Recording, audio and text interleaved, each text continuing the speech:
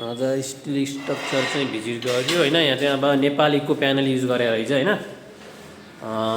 यस्तो छ होइन, सबै स्टिल स्ट्रक्चर अनि नेपालीको प्यानल युज गरेर यो एकदम मटेरियल बाहेक यो चाहिँ 90 लाखको उसमा बनाएर रहेछ होइन।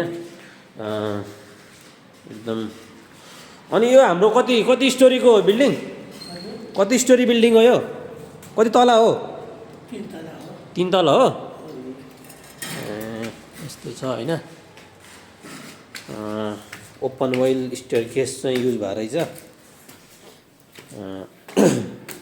यो पनि स्टिलकै स्ट्रक्चरबाट बनेको छ। नेपालमा यो एकदमै नयाँ भन्दा पनि मान्छेले अहिले विश्वास गर्न थालेछन् होइन।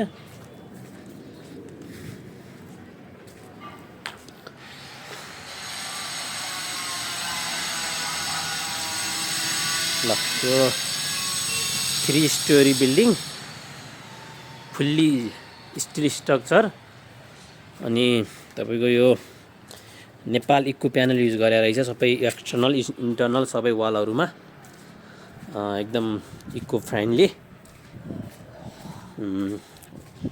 वेट पनि एकदम कम हुने। यो चाहिँ अब भनौँ न भुइँचालोको दृष्टिकोणमा पनि एकदम सेफ भनौँ न यसलाई। यस्तो छ होइन।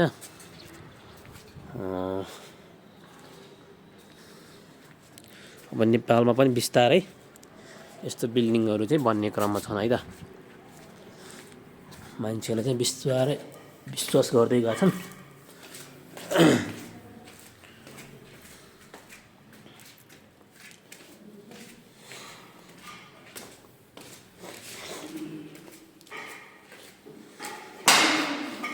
ल गयो है त म।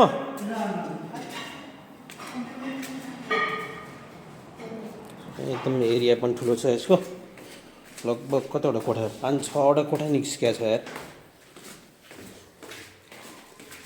कोठै भन्दाखेरि यो टोइलेट बाथरुम हो। अट्याच रहेछ यो। यताबाट पनि आउनु मिल्ने, यताबाट पनि आउनु मिल्ने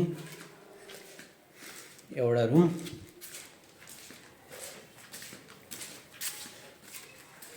यता चाहिँ हाम्रो यो किचन रहेछ यहाँ।